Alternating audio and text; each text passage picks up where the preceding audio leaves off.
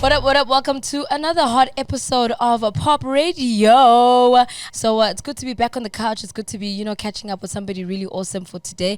Of course, I don't roll alone. My name is Miss Cosmo, but I am with my main man, Moochie, for one, baby. What's going on? What's going on, beautiful people? Welcome to brand new episodes of the POPradio. So yeah, it's good to be back on the POPradio. And you guys have been sending us suggestions on who you want to see, and we do have one of those people right here with us. So yeah, welcome to POPradio, Lebza The Villain.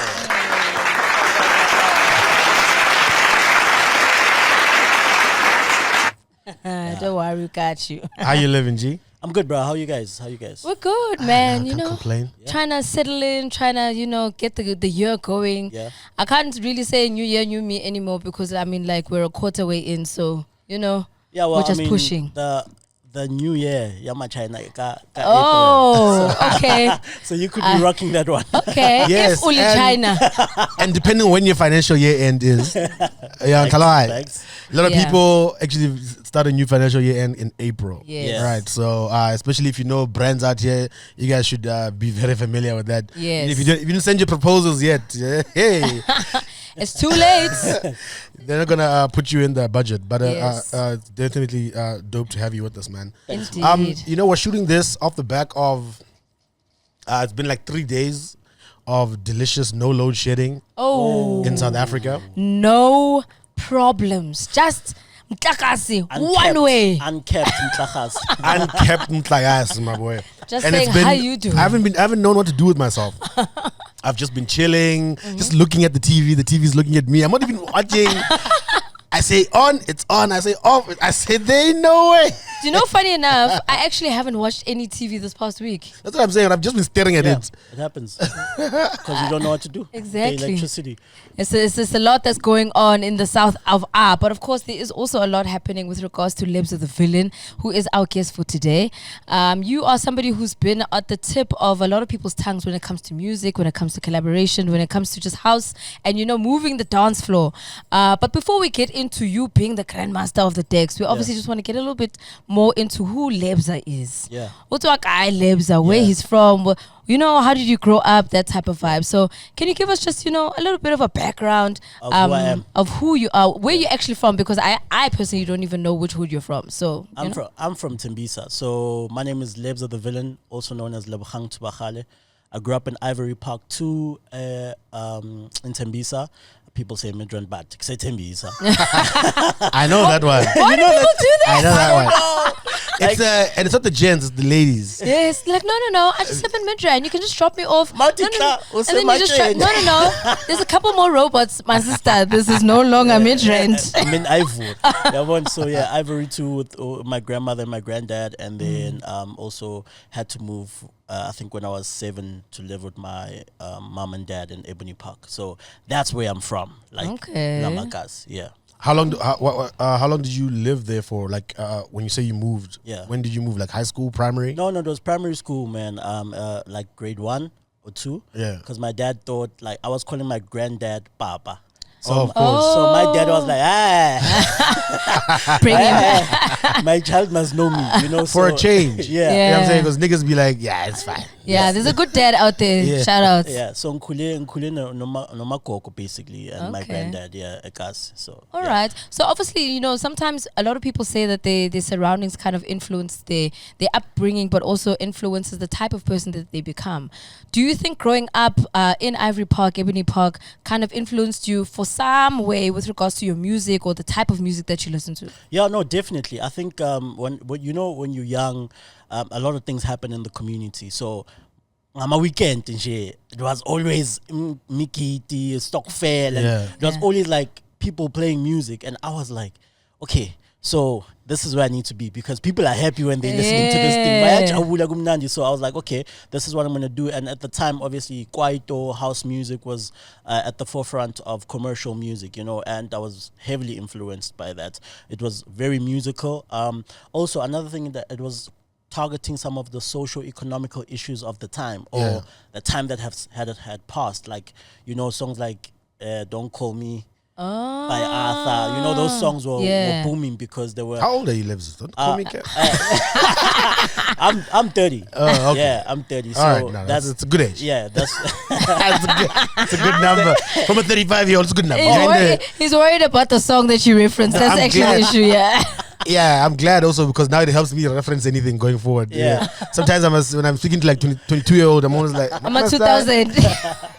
That's when you really start to feel like, I'm 35. Yeah. Like this Yeah, no, you're age playing in my group, vicinity. No, here we're okay. We're safe now. yeah. So I mean, like those kind of songs actually raised. I was a very inquisitive kid, so I always asked myself like, why are they singing about something like this? And it kind of like influenced the kind of music that I do moving forward. Yeah. So yeah, you're telling us about your influences with music as you're growing up. Now, at what point do you start thinking about music? Let's go to like when you're in matric now, going into varsity. Yeah. What are you thinking at that stage? Yo, I was the kid that was always been plucky sound. You know, high school, mid-run high, I was that guy. Beauty pageants. Miss. You know, I won't miss what. I was that guy. Talent shows. So I was already playing and DJ. I started DJing when I was 12. So by that age, I was like already within, DJing.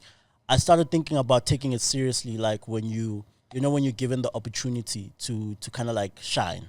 So DJ Slick actually was the one that kind of like found me. I entered a Red Bull competition, DJ competition, and they had like a whole stage at UJ Bunton. Okay. I get there, I play. I don't win. It's okay. It's okay. It's okay, my brother. Sometimes you go on to do better when you don't win. Exactly, because like it motivates you. Yeah. So I get there and Slick he was one of the judges and he was like, "There's no way. Like I know you didn't win, but there's no way." Actually. Yeah. So he invited me to VSS. He used to host VSS at Rosebank. Yes, we used to be out there every Saturday. So that's when, you know what, my sister, please.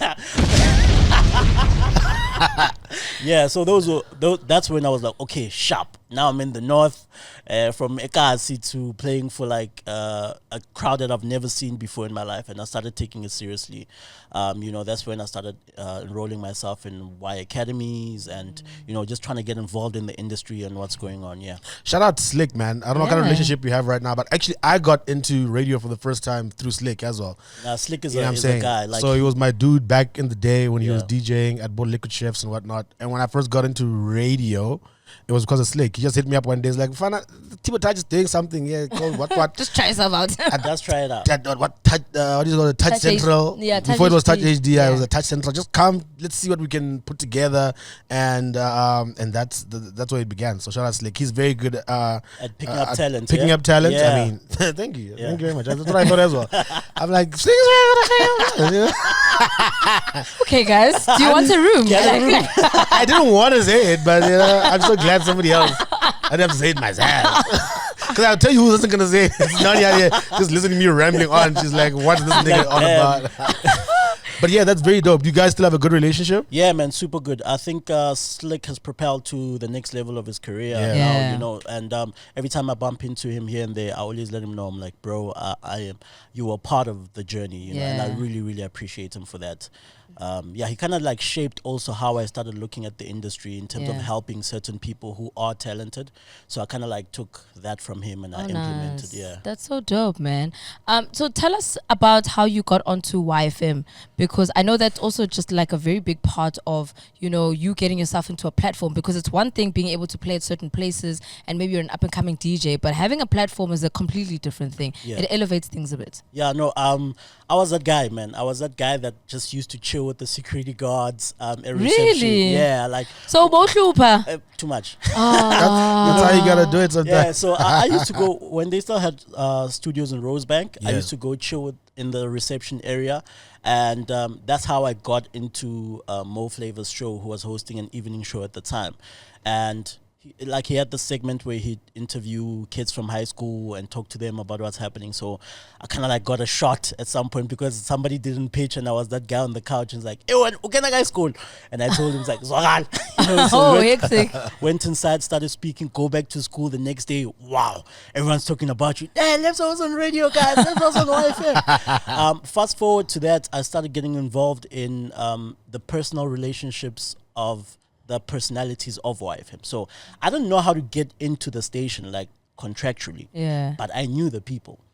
So I'd kind of like hang out with Mo at some of his gigs. Pearl Mudiadie was also from Ivory Park. So the connection was kind of like, Antwana Seka to come through. So I used to travel. She used to do a night show. So I used to go to her show at night. I loved that show of hers that she used to do in the middle of the night. Yes, Pearl show. Yeah. Pearl Mudiadie, yes. I ended up producing that show. Okay. Yeah, so like that because Pearl at that time was Pearl. She was young, you know. Yeah. So she'd rock, and then I don't have prep. I'd be like, I'm ready. You know? So give her all the prep, and that's how the relationship started bonding. And I started getting to YFM and realizing that okay, you need to know security to get through the gate. No Mama Cleaner because she knows what's going on inside. Cheat code. Cheat code, though. So I knew who was getting fired, who was getting hired, when was the Y Academy. Ear to the ground. You know what I mean? I knew everything and I wasn't even working there. So by the time I applied for the Y Academy, like officially the first time, I didn't get accepted.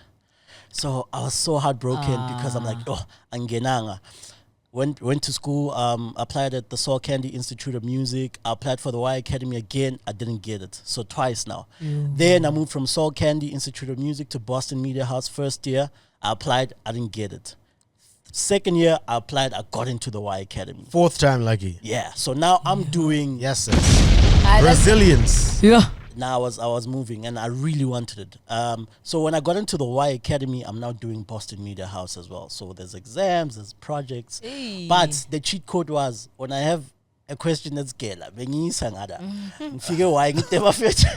what's this assignment about? Like, how do I do this? And they used to help me. Some of the guys used to help me there, you know, and I used to go back to school and do it. So what really got me into mixing at YFM was I was the guy sitting next to Shimza almost every Friday when he was playing YTKO. He was mixing, I was here. Waras was doing the show with him at the time. Then by a mixer, and then I'd always just used to watch the dynamics and what happens. And I used to tell myself, hey Joe, I need to play on this platform. Yeah. I don't know who to speak to, but I need to play here. You know, until you get to a point where, like, once again, you're the guy who's always there. So Shimza gets to a point and says, Joe, I need somebody to do my split sheets, like my cue sheets when I play songs. Because he used to, you know how it is. Yeah, you just play and you forget. Yeah, you play and you forget, and then you get into trouble because they need the songs you play. So he was like, here's my laptop. Every time I play a song, when I just look at the CDJ and type it in my laptop, and then you submit it to Dumelo. Laptop, Then I start seeing, okay, I can't just play a song. It needs to be registered, or even if it's an exclusive, it needs to credit people, stuff like that. Speaking to the whole now, Samro, Because people don't know how that works. Yeah, you know what I'm saying? So when your song plays on radio, ultimately you should get your royalties somehow. So I'd submit the cue sheets for Shimza and all of that stuff. And then when he left YTKO, I didn't get it again. I was like, yo. Hey, they were making you they hate you. really go for it. Yeah, they're like, nah, this guy, if he wants it, let's see how bad he wants it. I really wanted it so bad, but I think the time was not right. Yeah. You know, and you know how timing works. Sometimes it's unexpected. So after the Y Academy, I go back to school to go finish my diploma in media practices, majoring in marketing. Boom, I get a call from Stapora. And nice. it says, Poison, Stapora. I got you. I need you for YTKO. And I was like, if there was anyone who was ever ready for this platform, it was me. And when I got there, I did not look back. I made sure I deliver the highest level. No, your of gang music. wanted you to finish school. That's actually what was happening. I think so. Stapora was really good people. Stapora wanted us on Y as well. Yeah. And didn't you guys do a Saturday we had it with intro. It was a mess, that show. Saturday with intro, and we were and this is before this is before we had gone on to Touch HD back in Microwave Boys days. And Stapora really wanted that concept on radio, but he didn't know how it would work. And it was like late in the year, it must have been like August. He was like, you know what, let's try something. And we're cool with intro. So it was like intro scores Saturday feels like the best time. Yeah, I remember this show. Yeah, but we didn't know how to stick to the times. Yeah. You know what I'm saying? Where it's like 7 minutes into it, you must do this. Yeah. Then you must only speak for a minute and a half. And then you must be back into the song. And then you must speak again at 25 past. Everyone's just like, God damn it. And we ramble because we want to tell long stories. We're used to sitting down and having nobody take our time. Yeah. So for us, it was just like, man. So it was like a madhouse. But those who enjoyed Microwave Boys would tune in and be like, yeah, that's how I know them. Yeah. But people who are used to radio will be like, what's going on here? And they were That like, was- there's no structure. Yeah. That's when it was a Stapura mess. left and went to Yeah. MTV. And then Yeah. that new guy came in. I forget his name now. And he was like, I don't know what this is. Never stop it immediately. Yeah, that was Tumelo, and he wasn't new. He just came back. Yes. and he listened, and he's like, "Clean up, okay." You know? It's like, I don't know what these boys are doing here in the intro, but you tell them that this thing is over. So Yeah, we're like, I don't know what happened, but Yeah. So Stapura was one of the guys also who was very like cool at putting people on. Yeah. You know, and I think one of the greatest decisions he's ever done, and I'm still cool with him, was having me on YTKO. Nice. I want to go back quickly to what you were saying before, because I feel like, well, first of all, this is not to discount the fact that we do live in new days. So the way to approach Yeah, it's or different. market yourself is different. You know what I'm Yeah. saying? Yeah. There's definitely the internet. So there's easier ways to get people's attention. You don't have to follow Miss Cosmo around. Perhaps you might win if you get her attention online. You know what I'm saying? They're easier, especially considering you may not have the opportunity to come follow her to a gig if you don't live in Johannesburg, or, you know what I'm saying, because she's based here. But do you think that there's something lost in the art of that knocking on doors attitude from back in the day that people used to have? Yes, the internet exists and there's easier way to do things, but face value of being able to go up to people and they see you every day and they see you trying to integrate into the company, even though they don't, Yeah. like, this kid doesn't work here, but Yeah. you're forcing your way into that. Because a lot of people's stories back in the day of how I used to do, even right now, people can still tell you, I went and sat at this reception, I waited for the boss to come through and I said, what's up? Do you think that there's a little bit of a disconnect, maybe a little bit of a laziness with the new kids that are depending maybe too much on the internet, even though it does help? Yeah, I think look, essentially traditional way of doing things will always remain. You understand? I mean, like you said it yourself. Internet is there. Posting your flyer on TikTok or whatever, Instagram, versus me. People post flyers on TikTok. Yeah, you know, now versus me giving you the flyer face to face is a different chat. Yeah. I just think the approach, you can still do it, but the approach is very important, bro. We live amongst freaks on social media, in the internet. So I don't know how to deal with you when you so heavy on me. Like, I could say, like, dog unyaga, you know, but if you approach it gradually and also understand the kind of people these people, like, at the end of the day, some people are superstars. Yes, they see you, but they're always in their heads, and because they're also people, they're trying to prepare for this, and you're trying to hustle. So you must just find a way to say, I hope Miss Cosmo walks in and drops that book that she has so I can pick it up for her. You understand? I'm always ready to I'm not going to read.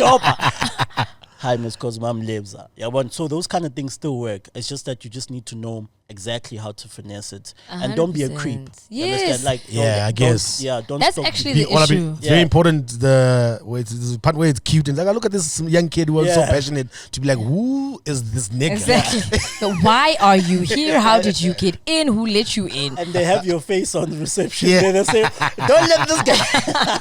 I'm sure your face featured at some point, yeah? We can Amongst see others, I can't say their names. Look, there's nothing wrong with having that type of, you know, that perseverance to kind of say, yo, you know what, I need to keep pushing. I need to find ways to get myself in, to get these people's attention. Because generally, that's what we speak about on POPcast anyway, Yeah. is to say, get my attention so that I can then see what I can do. It's just, you're right, it's about how you actually approach the person. Because I've had plenty of people who've come to me and be like, oh, please play my song, hey, this and that. And I'm just like, you and everyone else in the country, okay, sharp. But it's the mannerisms, it's the way that you come to me, it's the conversation you're gonna give to me, whether I have the time. Yeah. You must also watch my body language. If I'm in a rush, I'm not gonna stop. Don't Exactly. think I'm a bitch because I can't stop. I'm actually going somewhere. It has nothing to do with you, you know. So that also kind of becomes a thing. But I remember there was one time I was at a gig and some kid came to me and was like, hey, you know, I don't want to bother you. I really love what you do. And I normally have time for people after playing. And he's like, yeah, I just wanted to see if I could, you know, give you this USB. You can listen to my song, whatever. And at that point, I was like, you know what? You're giving me a USB. Firstly, shout out because maybe I needed a new USB. But now I'm going to listen to your song. Because what used to frustrate me was that people always used to give me CDs.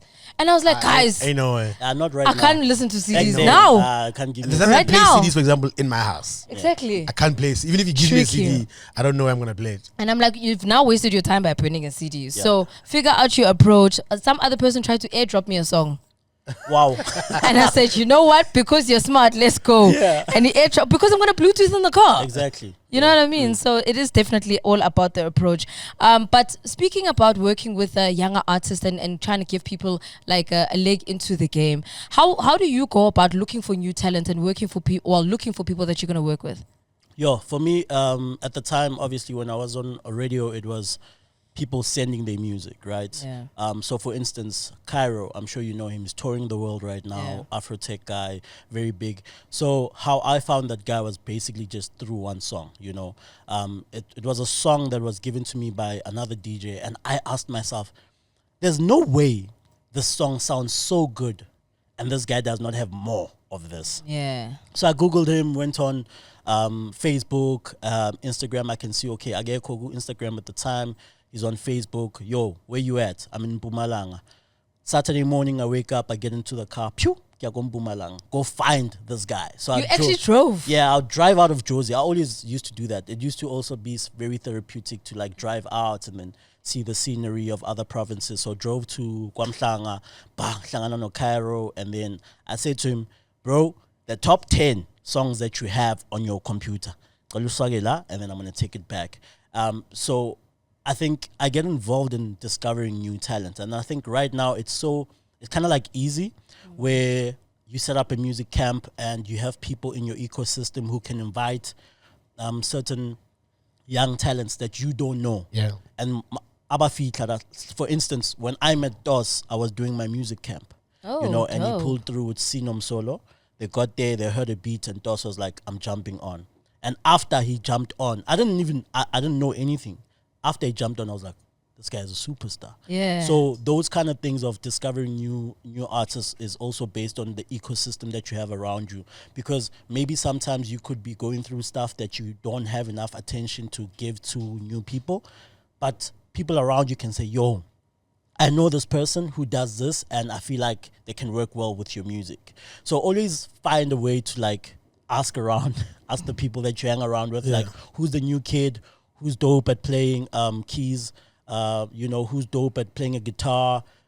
It's not only about the guys who are in the forefront. There's also like producers and instrumentalists that can come through, very talented. They can like add some value to your music, and that's how I discovered talent. I mean, for instance, with Musa Keys, we met at the Major League House after I produced Vocalistics and Major League's Overload.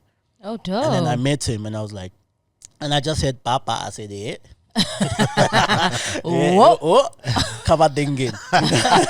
I brought him closer, and then today he's like Musa Keys. So it's very important to also be very selfless. Yeah. Some people can see talent, but they can see talent and be like, how do I use these people? Yeah. For me, sometimes it needs to be, how do you help somebody propel to the next level of their career without you being involved even in that level when they get there, you understand? And sometimes it's not even about outright even making music. Sometimes you can even see somebody acknowledge the talent and say, you know what, I think you could make a really dope song with Mang Mang. Yeah. Maybe let me connect you with that person. Or if not connecting with them, maybe use whatever platforms you have. You're playing their music on YTKO, whatever the case is, you know what I mean? So, yeah.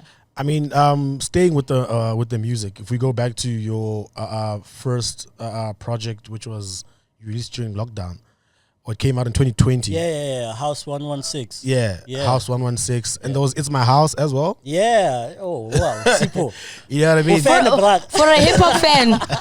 For a hip hop fan. Yeah, No. But your sound, and I know you describe yourself as a house, Afro house DJ, and of course you play Amapiano now and feature a lot of Amapiano artists.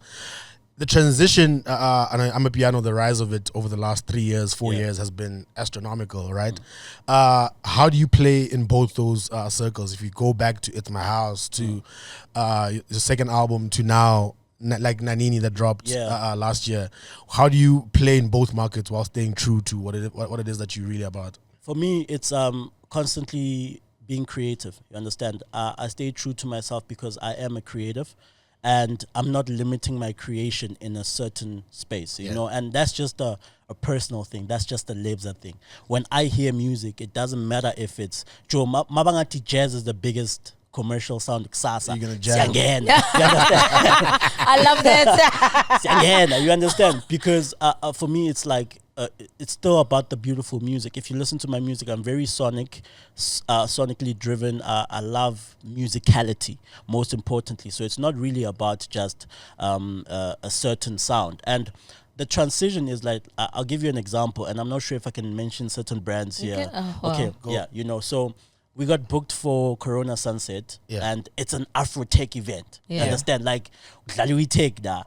And because the market there is there to consume that, and I'm not a foreign name to take. And then you leave Sunset, you go to News Cafe. Piano one way. You understand? You're gonna push piano because the people are there to enjoy a certain and I like that. I like being adaptable to situations. You know, a lot of people say adapt or die. Until it's time to adapt or die. Yeah. Then it's like, oh, are you guys really willing to do it? And because a lot of people thought, you're compromising what you've created for yourself, whatever. No, I just thought of it like as propelling myself to the next level. There are certain doors that piano got me into, you know, that Afro-tech didn't. And there were certain doors that Afro-tech got me into that piano didn't. So for me, it works both ways. And also right now, you're kind of like involved in the biggest dance genres of South Africa. So for instance, I still play Krom, I still play Afro-tech, I still play piano. Those are the biggest dance sounds from South Africa. Yeah. You understand? And I mean, I don't want to be left behind. You know, this is our music. Now, you know, so I can play anywhere in the world, basically. Anywhere for any market that consumes that kind of music. I love that so much. But, you know, because a lot of people, especially in like the DJ scene, and you mentioned this just now about, you know, sometimes people are like, maybe you're selling out because you're supposed to be in one space or whatever. Maybe you're supposed to box yourself. That also comes in with a lot of like reinvention and looking at your brand and seeing how you actually bring that out to other people and say, look, this is Lebza the Villain. I can play Afro-tech, I can play Chrome, I can play piano, I can play deep house, I can play old school, I can play whatever. I can play house music. You know what I mean? Like it's all of house. it. You get people dancing. Yeah. Do you find that you've possibly found yourself, have you ever had rather, any situations where it was difficult for you to kind of solidify yourself in a party or in an event where you're just like, these people are not feeling me? Yo, I don't remember that one. Because my manager can tell you, Zimi, I'm the kind of guy that's very punctual with time. So if I'm playing a gig, I want to be there either an hour early or... You have time for minutes. that? Yeah, I do actually. Really? I want to get there, especially if it's a new environment. You understand? If it's these ones we know, I know I'm going to get there and rock this. But if I don't know and I've never been there, like for instance, Sunset, when I got to Sunset, I actually wanted to listen to 2 DJs before me so that I can hear what the vibe is and what people are here to consume. And you kind of like get it to say, okay, this is basically what the market is here for, right? And then I can achieve that. Then I can also gauge and be like, okay, these ones are here to listen to this. And sometimes I take the risk of saying, I'll split my set in half. I'll play 30 minutes piano, I'll play 30 minutes Afro-tech. And essentially, Joe, people don't care. People just want to enjoy themselves, enjoy the music, as long as you make it fun for us, teach us some new songs, balance it with songs that we know. It always kind of works, you know. And for me, like, I just want to touch on the fact that my transition was actually, if it wasn't for Mo Flavor, Euphonic, and PH, I'd probably still be very confused, because the number one thing that all those guys said to me was, if you're gonna do piano, do it Lebza's way. Yeah. You understand? Don't try to sound like Mang Mangi. Don't try to sound like, do it your way. And that's why my music sounds the way it does. And I mean, I'm trying to ask you a question here in a in a very, I'm not trying to sound spicy. Actually, no, here's the question. Just go with it. No. Go with it. No. Because what I want to know is that, you know, when you're playing in all these different genres, especially piano, and how popular piano is right now, there's a lot of pressure for people to, the amount of music that you're churning out is at a very high rate. You know what I'm saying? There's a new piano song every 5 minutes, literally. And to their credit, a lot of it blows up the charts, blows up the dance floors, so it keeps the people dancing. That's dope. Do you feel now, based on this advice that you've been given, look, if you're gonna do piano, as a guy who initially started off in Afro-tech and house music, how do you not now try to make like just a piano hit. You know what I'm saying? Just go in there and just to make like something and be like, I want to get these niggas dancing. Not just like first online, TikTok, get the challenge, get that. Because that's the environment. As soon as people say, oh, you play piano, we've got something for you that's going to get the kids clapping and dancing and challenging. How you don't find yourself in that space deliberately, at least, no good to, yeah, Nami, this is what I want. And instead say, I can play around with this sound, but like do it my way without being drawn into like the popular contest of it all. For me, it's like, bruh, people who have known me and who've known my brand, they know I'm a very patient person, number one. And number two, I'm here to play the long game. You understand? Yes. I'm here for longevity. I like that. Yeah, that's the kind of person I am. So having said that, is like when I listen to, when somebody like, let's say my uncle plays me songs, Sahale, will play me a very sonically pleasing song. Like he's not going to play me a song that was big in the clubs. Of course. At that time. So for instance, if you're talking about TikTok songs, how many of those do we get a week? And what happens to the first one that you heard on Monday? Now there's a new one on Friday. But when you go for musicality and sonically pleasing songs, they last longer. You go that's on a very music. good. That's a very, very good point. Yeah, you go on radio because they also want the vocals, the softening chords. You can do music videos. It expands beyond just being a trendy song. You know it, and also like, you don't want to make hit music. Like a hit is a blessing and a curse because you make a hit today. Another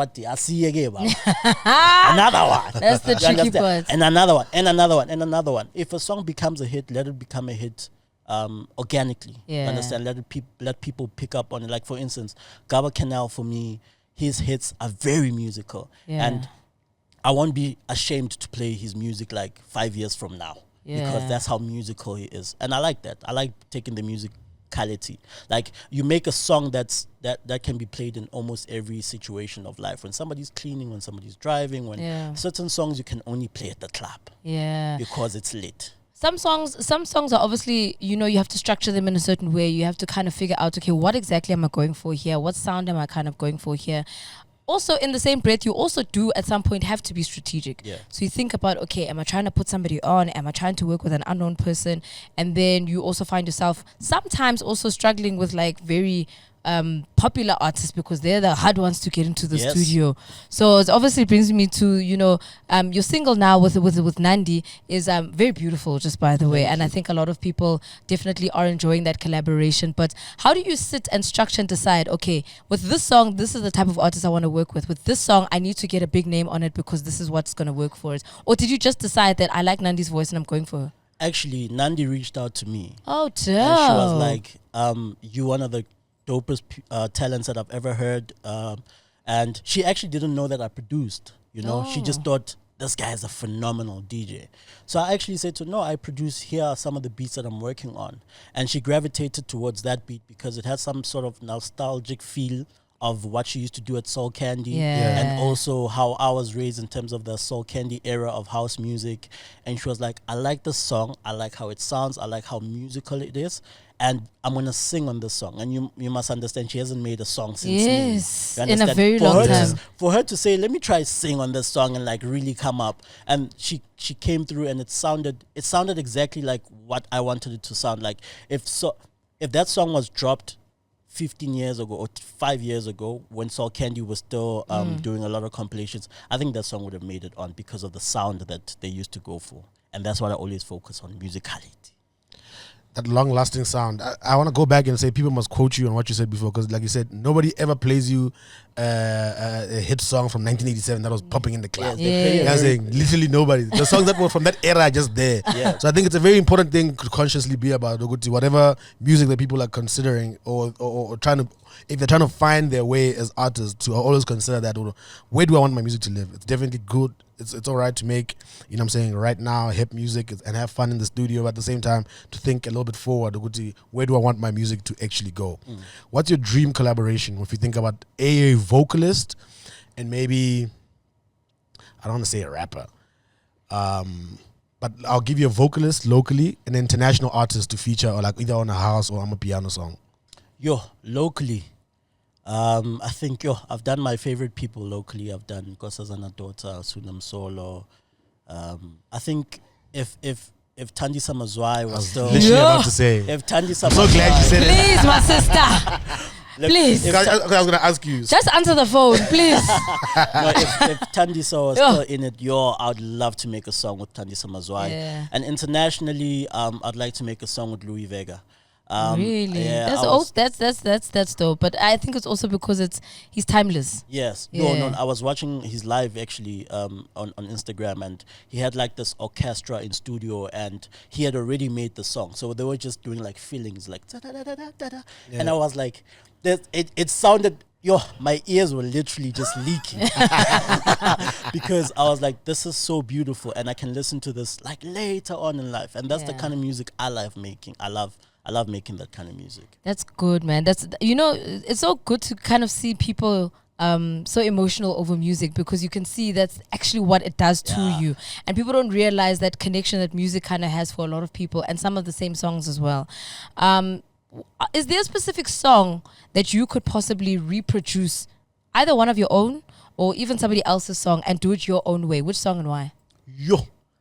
Yeah, one of that question is so it's intense because I listen to so much music, but Could even be like an old school song. but I'd say I like Lana Del Rey. And some of her songs. You wouldn't know nothing about that, now. Was that of a Prado, Sipo? You don't know nothing about Was that your throating? Let me drink some water. Which one was that one? So I fell in love with her voice because as Joe Abongamla, they have a way of writing music. Yeah, I won't lie. I won't lie. And for me, that's like it's so beautiful. So if I could recreate any of her songs, actually, I'd jump into studio with her. Yeah. And work on that. But like that's where my musicality is. I think like then all over the world, songs that maybe a lot of people wouldn't know, that I'd like to recreate. Those are the kind of artists that I fall in love with, because you hear a voice or you hear a way of production and you're like, this is genius. Yeah. Can I ask you a follow-up question based on that? Actually, put you on the spot again with another on the spot. Just give me whatever comes to your mind. But if you, because half the time, in terms of like what we were just saying now, in terms of like sampling pretty much old music, half the time, sometimes the biggest problem can be just clearing the music. You know what I'm saying? You can be as creative as you want, but if they don't give you the clearance, then that's just what that is. Yeah. If you could recreate or sample any song from back in the day, and back in the day starts from yesterday, all the way to the beginning of time. If you could have one song for free, do not forget about clearing the sample, and you could work on it and do whatever you want to it, and it's all yours. Which song would you think you'd dabble with? Homeless, Lady Smith, Black Mambas. Really? Yeah. That's unexpected. Yeah, I'll do something like that. And I feel like something is already in the. No, it's just waiting. It's in the files. It's a very peculiar song, and it hasn't really been touched. You understand? Like, I think people are scared. Yeah, and now these are Grammy-winning artists, so don't just come and press. You understand? Like, you need to be solid, and I think there's something special about that song that can be turned into a dance song or something. Do you think that's like a trend that's gonna start now within the dance scene? Because obviously you see, for instance, now Major League has just done a remake of Vulindlela. I know Shimza has done some remixes also by Brenda Fassie, but also did one for Angelique Kidjo as well. So it seems like some older big songs are starting to kind of be recreated. Is that like a direction that dance music is taking? I think that's always been there. For instance, house music. That's basically how house music was born. Yeah, house music was a lot of bootlegs, a lot of creation. It's been happening. Yeah, you understand? I mean, for example, the song that Black Coffee did of Yaga Huma Sikela, the remix that he did that blew up and got him into trouble with on the record label that called him in for a meeting. That was also a recreation. Yeah. So this trend is not new. No. But you must understand. Okay, maybe I'm asking it from a, and bear with me because I think I'm also just trying to help the viewers here. It's not more so about me and my knowledge. Yeah. But I think sometimes, you can create a bootleg in your house and say, this one's just for the clubs. Let's go. But then now there's like actual releases. Yeah. Actual like releases, licensed releases. Clearances. Yes. I think because right now there's a lot of we can access a lot of information, and we can talk to a couple of people based on like where the internet has positioned everybody. You understand? So now is like I've got the knowledge, I've got the resources to call up a record label and say, I did this remix, I need the clearance and stuff. So I think that's where it's actually headed. Yes. There are a lot of songs. They actually, a lot of people, what they do is they do like a subtle sample as well of songs that they don't have to clear because angishayanga direct. And especially in piano, they fetch it like that. Yeah. So it's happening. Like, Yeah. and I think the trend is just gonna pick up and pick up and pick up and pick up right now because also it creates that familiarity of a new song and maybe like a vocal or something that you know, and also it kind of like merges the markets. You know, Abo Mamaku are gonna dance to the Vulindlela that Major League did right now because they know that song and then you guys didn't. So now we are dancing together. Are you independent? I own my record label, yes, but I've signed distribution deal with Empire from the USA. Nice. You know, so you kind of like work with those people, but yes, I own me. And would you prefer it to remain that way? Like when you think about your future and how you evolve as an artist, do you think to be able to and I ask this because you guys that do house music, I'm a pianist, very, you know, you sound very easily, you can go anywhere around the world at any given time. It's not as tricky as it is for other genres locally. So, you know, being international is a very real thing for you. What you could find yourself spending more time outside than you are in the country, you know what I mean? Would you consider moves into a big record stable? Are they things that would limit you to doing that or limit you to not doing that? I think right now with the knowledge I have, I would like to hold this independency for as long as I can because that means I own my masters, you know, those are, that's my legacy. That's something I can pass down to my family if something happens to me, you understand? So I also like if you're going to sign into a record company, I think sign me as a business more than just an artist. Talk to me like where my business goals are. You know, I can sign with a record label and still own my stuff. If I can work with the resources you have, if I can share some of the artists that you guys have, some of the big names that you have all over the globe. So, but for now, I think I'm still in terms of the brand side of it and artist side of it, still a young artist in terms of the music and it's growing. So I want to hold on to growing the catalog before you can consider like signing and handing over stuff. Yeah, man.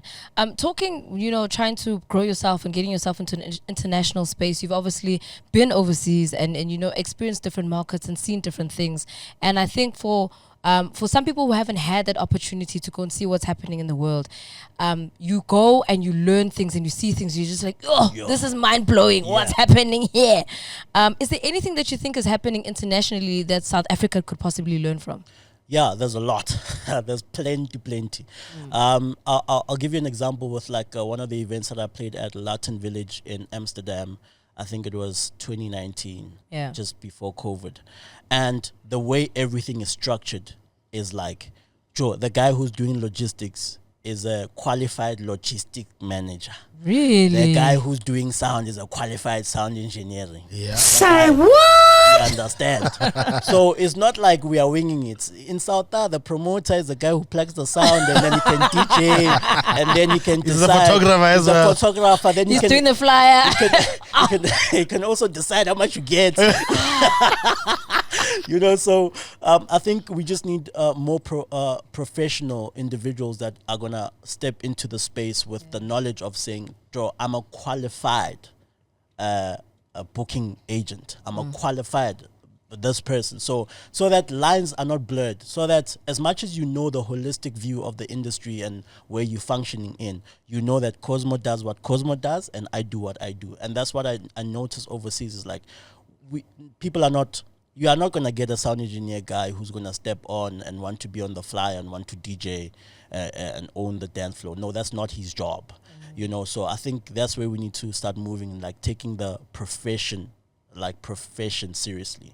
Like if you are going to be the guy who does the flyers, do the best flyers. Please. And that must be and don't take the pictures off of Instagram and Facebook. Please. And when I send you pictures, use the new ones. Pictures. Not the one you think, oh, but I like this one from like 10 years ago. I don't look like that anymore. After they invited you over. Hey, I guess I'm on the flyer now. Yeah, so amongst other things, I just think we just need to really learn a lot. and unlearn a lot of things. Staying with the professional side of it, because you do carry yourself in a very professional way, and like you said, you're a very patient guy. So patience comes with taking the time to learn your industry, but also you've taken the time to teach now as well your skill. When did you first decide? Okay, I can say, well, you know what? I want to move from not just doing what I'm doing, and you're a working DJ, producer, you're a broadcaster, and then now I actually want to take some time to teach people. I know it started during COVID. What was the inspiration just then, or did COVID accelerate the dream?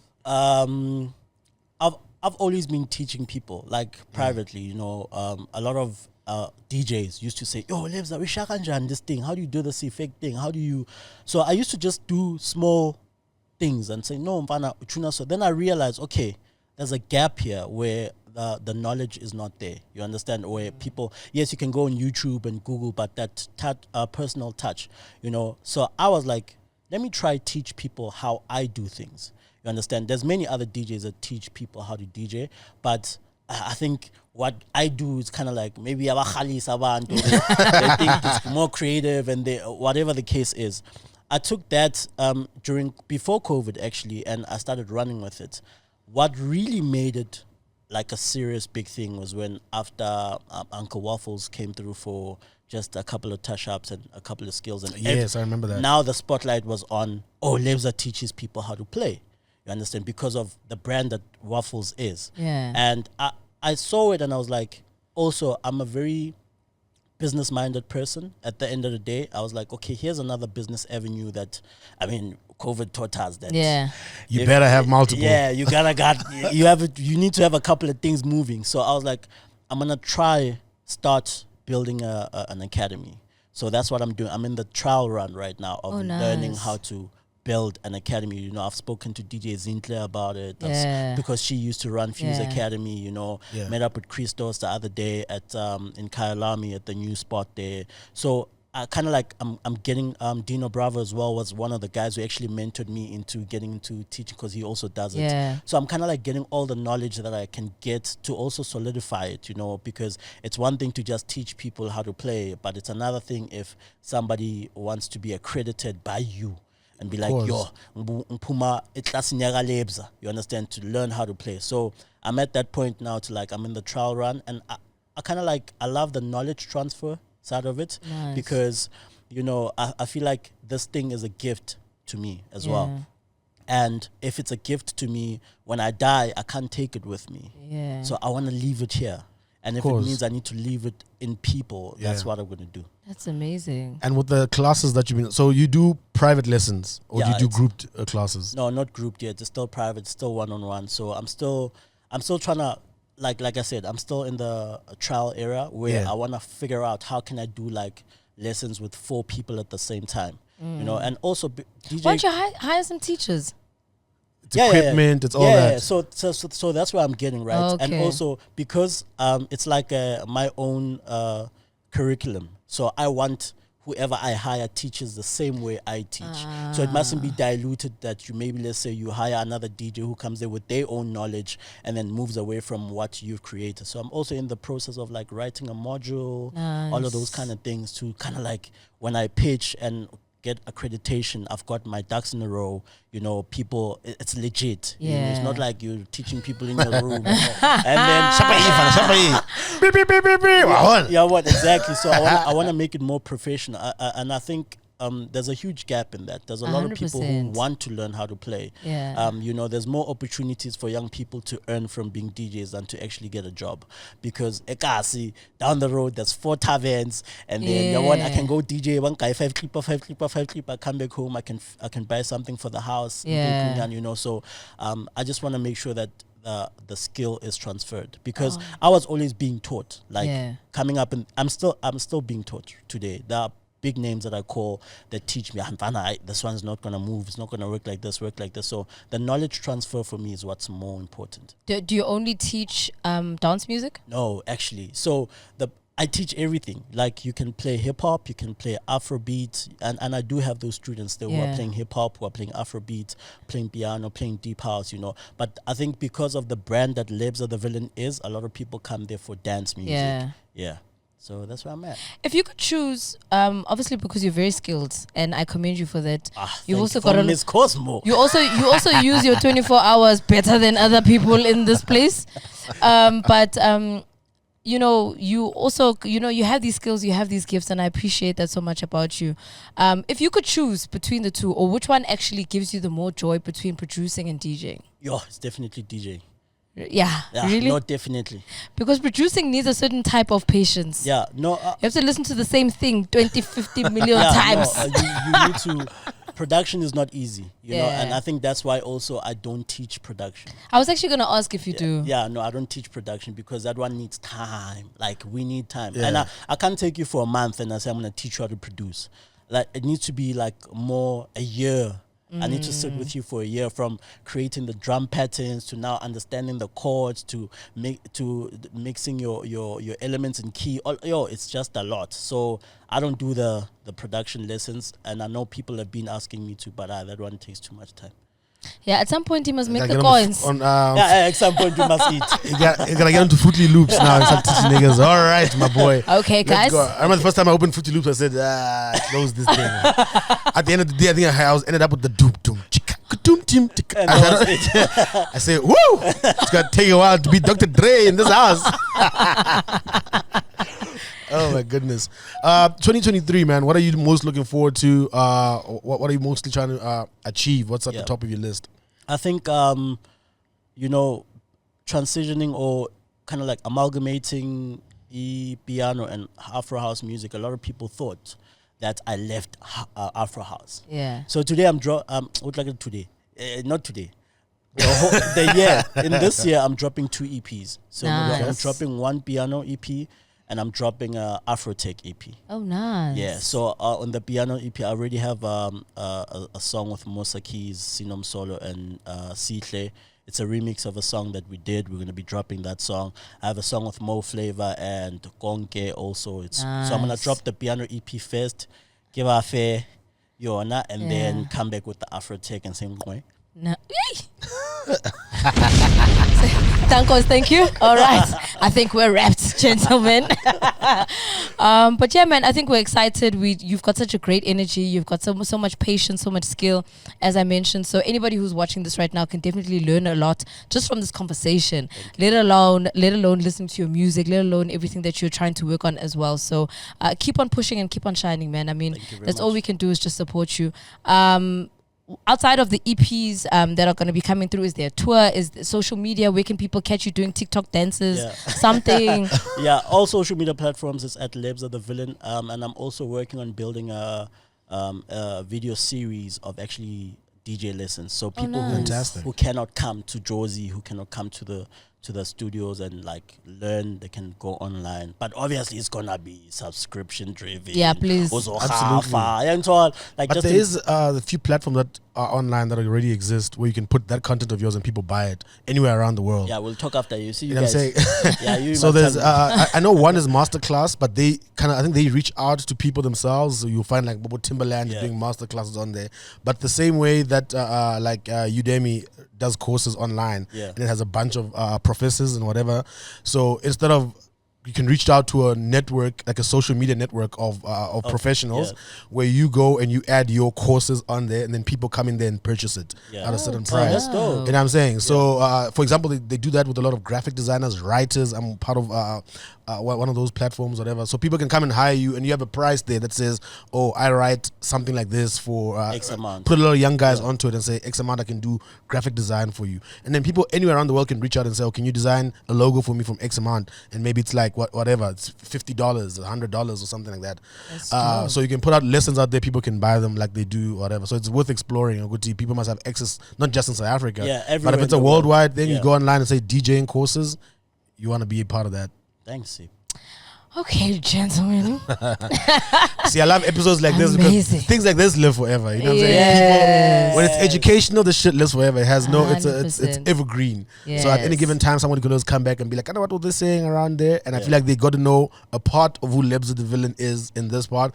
And I feel like as you grow, definitely come back for more conversations. Definitely. I feel like we can speak and go on forever, man. But it's been very lovely having you with us right here on the Pop Radio. Lebza the Villain, DJ, producer, producer extraordinaire, professor of DJ Teacher. as well. He's a hustler. Teacher. He's a villain. Principal Tubaga. He's also on the security cameras. Don't let this guy back in the building. It's that guy. He Don't- says, Tembisa to Lefatsi. Let's go. Yes, indeed. Thank you so much, Lebza. Thank you very much for having me. One time. Indeed.